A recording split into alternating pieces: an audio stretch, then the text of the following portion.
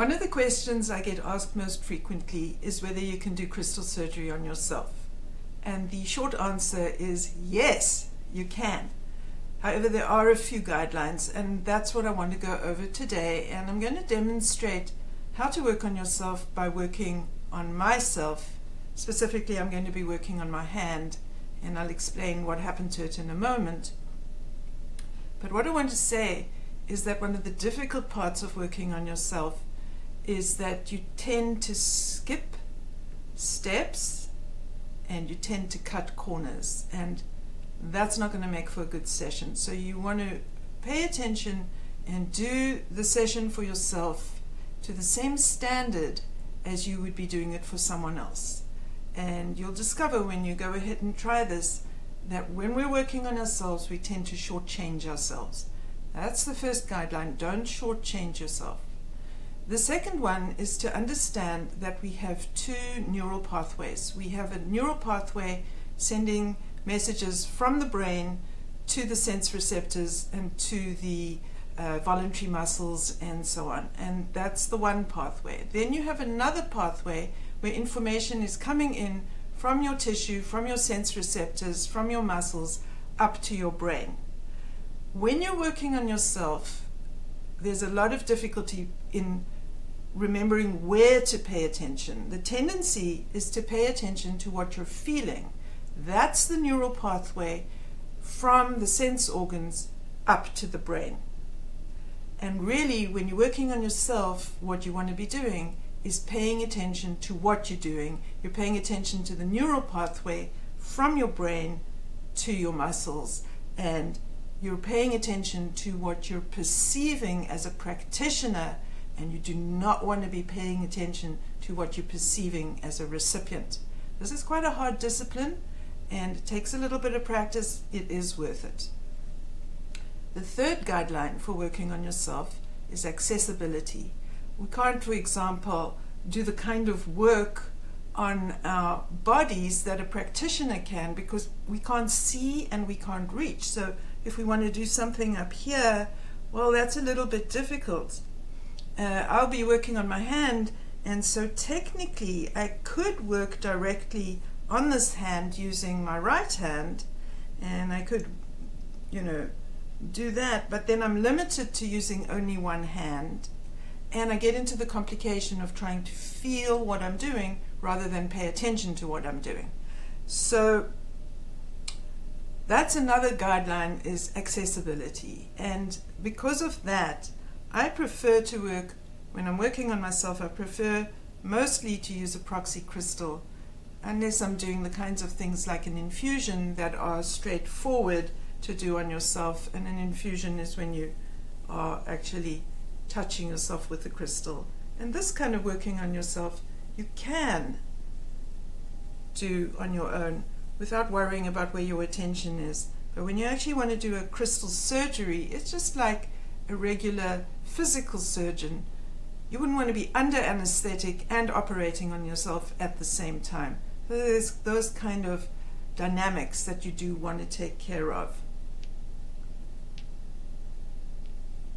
The first step is to identify which procedures you want to do on yourself. And in order to know which procedures you want to do, you want to figure out what's wrong, because then you know which procedures to use. So what happened with my hand is, as most of you know, I have been writing this book, and this is a test print. This isn't the final book. The final book will be hardbound. And what happened was, in proofing the book, I actually got a repetitive stress injury, because I made this movement so many times. And I'm not going to do it too much now because I don't want to re-injure my hand from the beginning. But in here, this tissue became very sore, a nerve got really inflamed, and I wasn't even able to use my computer or do anything for a few days. And that was a repetitive stress injury. And so from that, and knowing what's going on and that I'm dealing with inflammation, I know that I want to do the anti-inflammatory procedure for acute inflammation. So here's where we don't cut corners, even when working on ourselves. We want to do basic prep and build the session just as we would for a client. And so I begin with my fanning.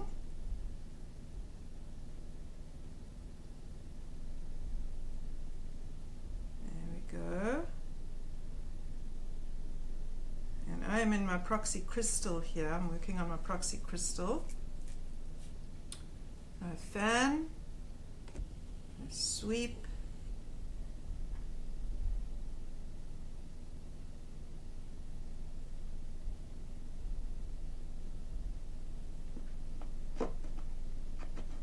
and I open the chakras.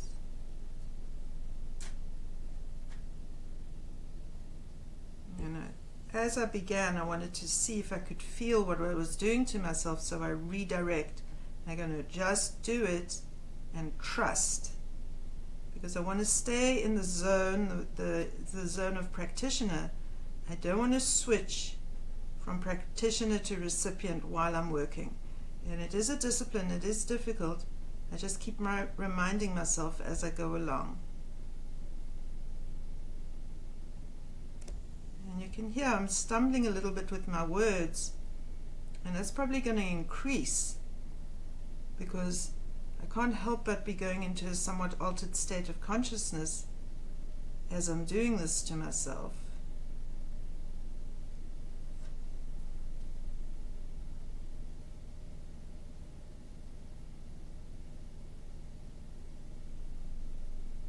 Good.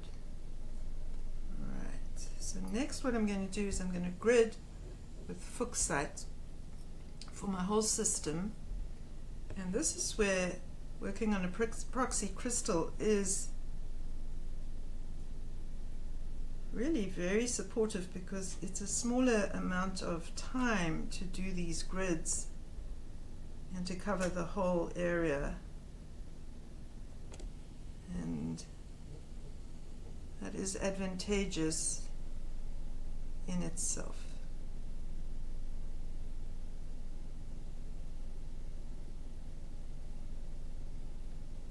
Right, so that's for moving stagnant energy, and that's for my whole self.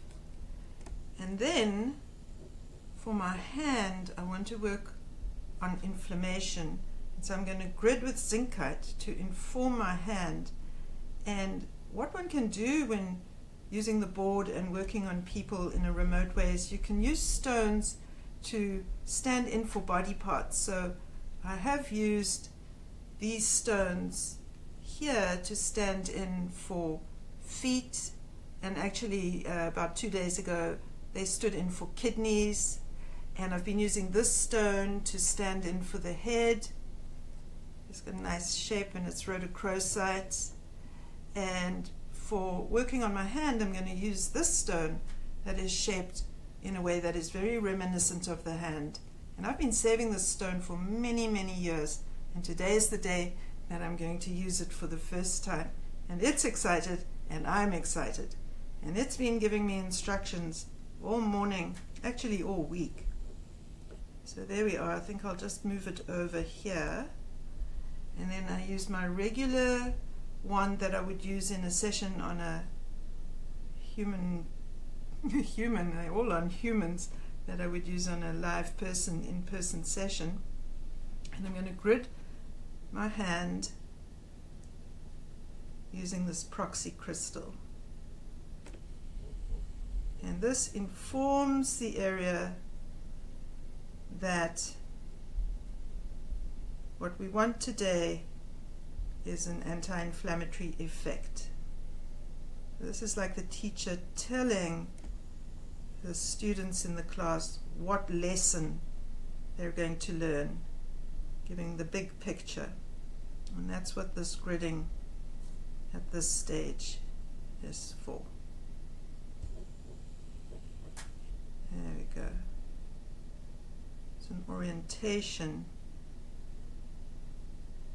And I'm finding myself doing it twice. And this is where you want to just follow the energy once you get into the session and follow the intuitions that arise. So that's informing, and then the next two steps that I want to do in preparation is to use the Moonstone for hydration, because water balance in the tissue is very important in healing. And so I'm going to hydrate, doing an infusion with these Moonstone palm stones.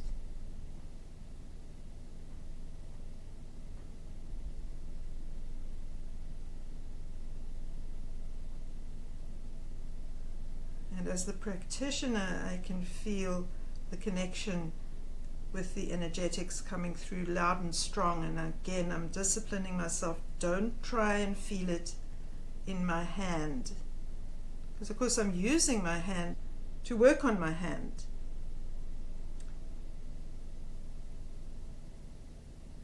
And the mechanism is the very strong energetic connection between this crystal and my hand at the moment.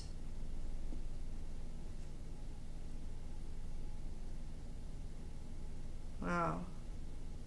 As a practitioner, I'm enjoying this, so hopefully I'm receiving plenty in my physical body too.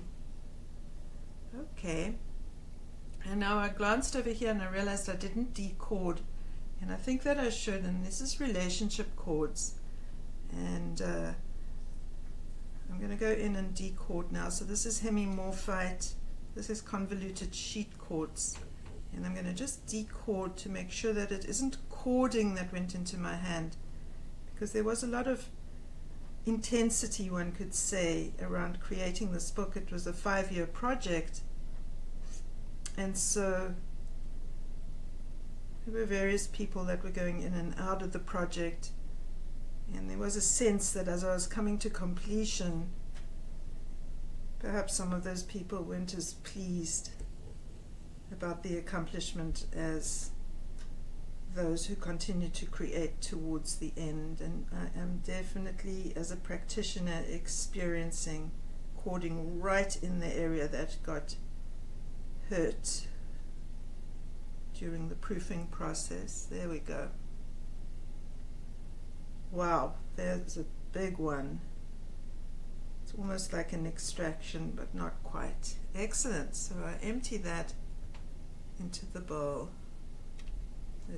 Now the convoluted sheet quartz is a very interesting tool, because at the same time as it's pulling the cord, it's sending white light back to whoever sent the cord in to the recipient, and so you don't have to grid with white light after using convoluted sheet quartz to do decording.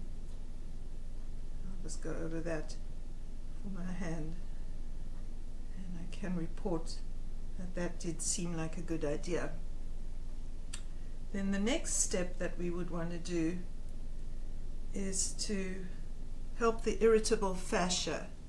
So fascia is the connective tissue of your body, and your skin is the outermost layer of your fascia, but then each and every muscle fiber, each and every group of muscle fibers, every grouping of tissue is wrapped in fascia, and all the fascia connections go throughout your body.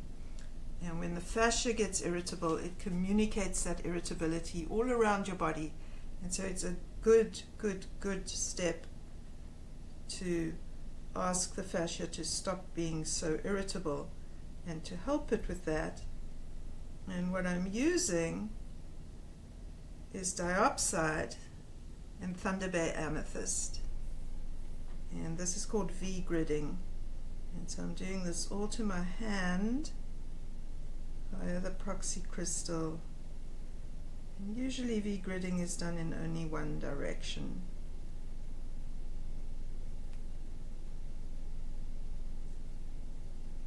And there I can feel, as I go over it, I can feel the impinged area really clearly. Really can't talk. I can feel it really clearly as the practitioner, as I go over that area there. And that's good, because that guides me what to do next. So I could feel the knots of energy in this section here, corresponding to here, where I can actually feel the pain.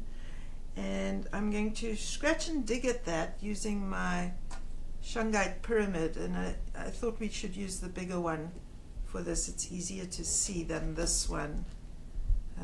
And the only reason that I'm showing this is because this tool is perfectly good. It's going to do exactly the same job as this tool, but it's easier for you to see this one. And so I want you to remember that when you're looking at your own collection of items, that it doesn't have to look like and be like mine. It just has to be something that you can use. It's going to do a fine job. And so I'm going to scratch and dig in that tissue, and this is a very typical area where I could actually be doing it on my hand, but it wouldn't be more effective, and it would distract me too. It's just as effective for me to do it on the proxy crystal, and perhaps because it helps with the dynamics, it's a little bit more effective. And I have found that when doing remote work with my clients, it's a very pure energy doing this remote work. I don't have a choice at the moment with lockdown, but I'm finding that the energetic aspect it's a very pure connection. Very, very good work is being done. I'm thrilled. I'm thrilled. I was a little worried because I know that when you need this kind of work, you do really need it. It is essential. And there we go. This is clearing very nicely. And I know I shouldn't have paid attention, but I did feel something here in my hand. I definitely did. Very interesting. I think I'm going to use this labradorite. I love this little tool. It's so slender and lovely. And this one we usually use in the anti-inflammatory for chronic inflammation. And although we're doing the acute today, it is good to take little bits and pieces that you know about and build them in and integrate them into the work that you're doing. There we go. Wow, I can feel that as the practitioner, and I had an answering sensation right there. Not going to let it divert me. This is where my attention is. Here we go. And then what also happens when I'm working energetically like this on proxy crystals is that imagery starts coming up at me and coming into my mind screen, which is a screen in my head where I start seeing what I'm doing. It's not visible to me in the same way looking here as what rises up energetically and manifests as imagery inside my head. And that imagery is on the mind screen and has become quite detailed as a consequence of writing the book. I'm kind of pleased. I have been teaching intuition for a while, but boy, this has gone to new levels that they're pretty exciting stuff, I have to say. So that's a little bit more prep. And then the last thing I want to do in this stage before I actually go into the anti-inflammatory for acute conditions is to use my gold pin. And so this was a little brooch that my mother gave me, and it has a gold pin on it, and that's fantastic. Gold is very healing, and I was concerned because I like to use these zincite needles, and it's not that easy to get them. So I asked the zincite, what shall I tell people if they can't get you? And this zincite specifically said, tell them to get a gold pin. And so that's how the gold pin and the use of the gold pin began, was because this zincite needle said, tell them to use a gold pin if they can't get something like me. Pretty cool. I have to admit that the crystals do talk to me, and it's quite a big confession. So there it is. There we go. So I go in and I'm basically evaluating the tissue, and it doesn't feel firm enough as I go over it with the gold pen. It feels soggy, and so I'm just going to see, and there's a little bit of a tangle of fascia around the nerve, and I'm going to comb that out with a gold pen. And then I will do that again in an even more refined and systematic manner. But I just like to get an evaluation before doing the anti-inflammatory, so I can do a kind of a before and after checkup. And certainly I would do that for a client, and so therefore I must do it for me. And there I got into the layer very much closer, and that's correct because it was a physical event, a mechanically physical event that caused the injury. And so it should be that I find the energy disturbance close to the physical body. And so it is. And I can say to myself, good job, Vivien, you're doing a good job. You're paying attention as the practitioner. And we do need to encourage ourselves, not only when working like this, but generally as we go through life. We need to encourage ourselves as we go along.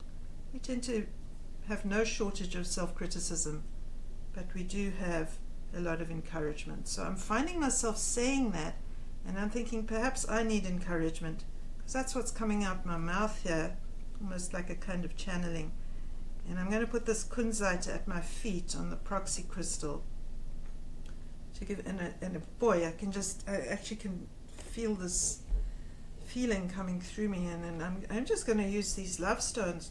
I'm going to give myself some love. Here's a bicolored tourmaline, and I did have a rose quartz somewhere. Yeah, here it is. Let's put that on the back of my heart chakra, and I'm expressing myself, so we'll use a little blue lace agate egg over there. And these are glowing away, so I'm going to use them. Nice. There's a little layout, impromptu layout. I didn't plan this. It's in response to that experience that I just had, just the same as I would for a client. As I pick up on energy, I am responsive to that information that I'm picking up on. So I think relaxation's a good idea. So I'm going to put a little emerald in here. There we go. And then there's a space here.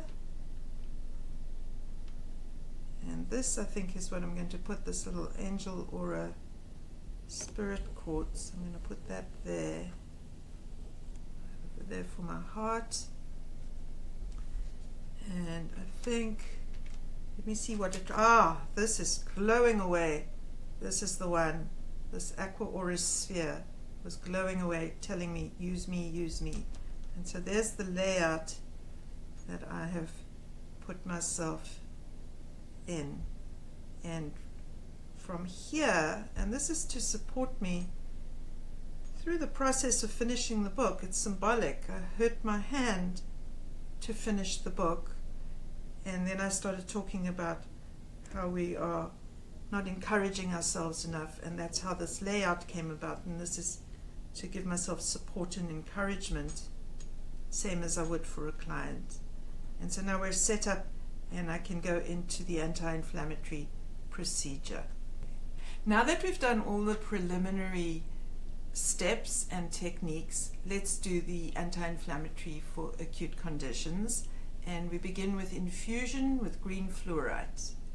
And I like to use my big one. This is the one I would use in a regular in-person session, but I'm going to use it in the remote session too. And here we go.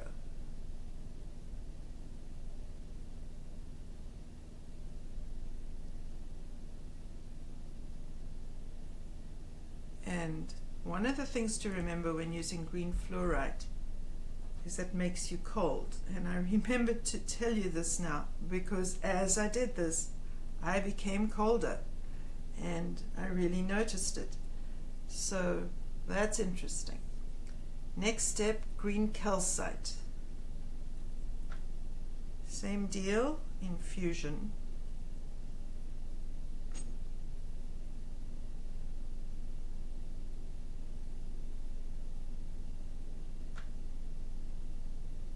disturb this a little bit. I'm going to fix it. Nice, good.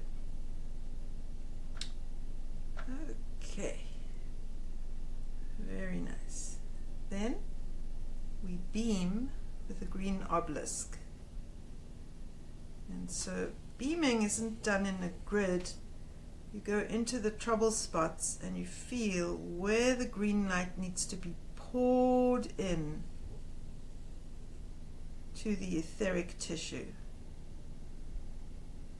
And again, on the mind screen, I can see the green light pouring in, and I can see where it's going into these little channels, and it's exactly following where I know that the nerve pain and the inflammation is.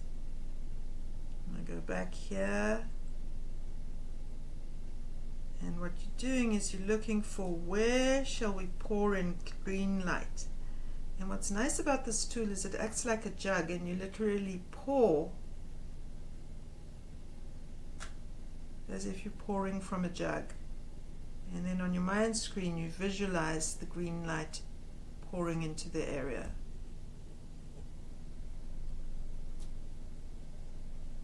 Great. After beaming with the green obelisk, I'm going to use my green apophyllite. I'm really in an altered state of consciousness. Okay, there we go. And this action now is called treating, where you shine the green apophyllite with the tilt of the wrist. And this is how you do it, whether you're doing it on a proxy crystal or a person. Same action. Treating.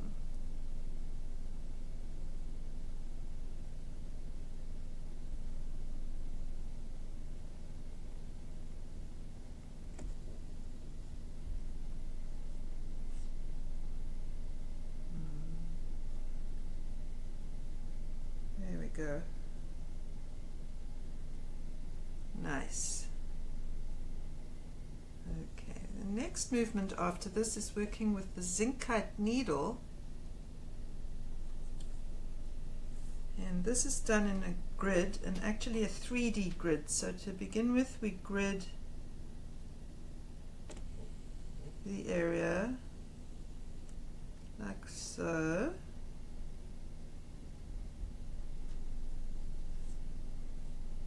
That's lengthwise. And then you grid crosswise, and I have to really listen as the practitioner to where I can feel the tissue's a little lumpy bumpy, and it is quite lumpy bumpy. I'm quite surprised. Didn't expect it to feel that bad. And then to do the third dimension, I come this way, and I'm going to have to move that out my way. Actually, I think I'll pick it up. You stay there, Angel. And I'll pick it up like so. And I go as close as I can, and then I work in the layers coming up. So this is the third dimension of height. And there I can feel that's the layer with the most disturbance. I go over it a little bit more, and then that one too, that next one, and I can actually feel it in my hand as a burning sensation, but in the pleasant sense, like a warming, heating up. Rather interesting. And there I got myself distracted, and that's what I mustn't do. I want to experience it, and I want to do it at the same time, but I have to make a choice. So if I'm doing it, I'm doing it. If I'm experiencing it, then I must ask someone else to do the remote session on my behalf for me. There we go. And there I've got that layer. That's really good. Okay, so I'm going to put that. Now, I know I said the zincite said to use the gold pin instead, but I have found that working with this gold pin is phenomenal, and I'm going to go in and use it as well. So it's optional, and I'm going to go this layer here again. There we go. Whew. That's really, really sorting through where the fascia gets little adhesions and gets a little bubbly and a little twisted, and it's really clearing it out excellently. Whoa, that's even going up and down. How amazing. That's it. Really good. Nice and smooth now. Excellent. Okay. So now that I've done those steps, I can use my green wand, and that's my green wand, and I'm going to use the gridding action, and this movement here is like applying salve. When you take this is green fluorite on this end, this is green apophyllite again, and the action of the two of these together is rather phenomenal. So there we have it.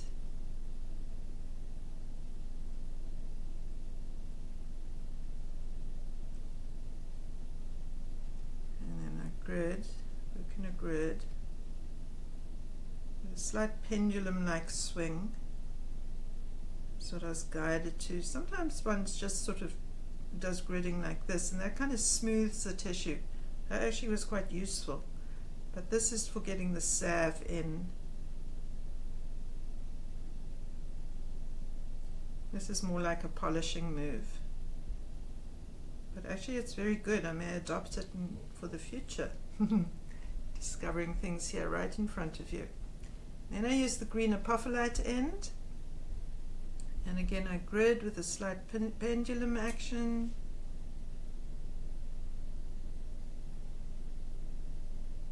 Wow, you can feel that too.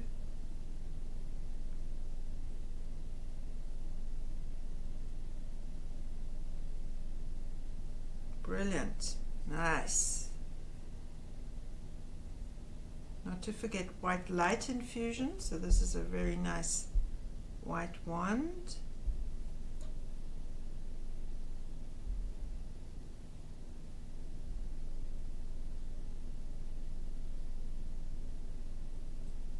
This is a true Vogel, and this is cathedral quartz. There's a little quartz cluster in the middle. Very nice white wand. I love using it for this remote healing work. I like the little miniature tools, they're very nice. Okay, and then with the cathedral quartz side, that's nice. Very soothing. And then finally to finish, because it was also a little bit of invasive cording that was coming in and causing the area to be sensitive and irritable. Because of that, I am going to seal this work and give a protective coating and make sure those cords can't reassert themselves, and make sure that the work that I've done here on myself is protected. And I'm going to use my titanium aura quartz for that. And that's a nice hefty end, but I love all these little multiple points here that give for a very good action. So there we go. And so that will seal my hand, protect it, sealant coat. And then to finish for me, the whole of me, so that was my hand, and now for the whole of me, I think what I would like is to find my little comb that gives the best finishing touch. And if I can just locate it.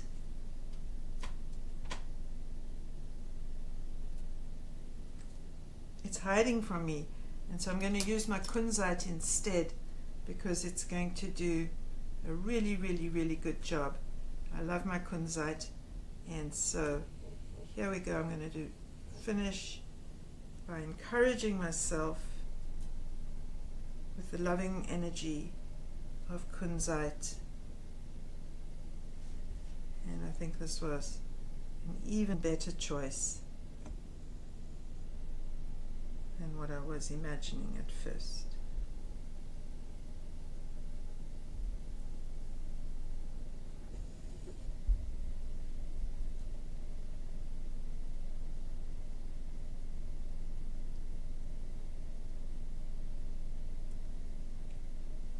Thank you.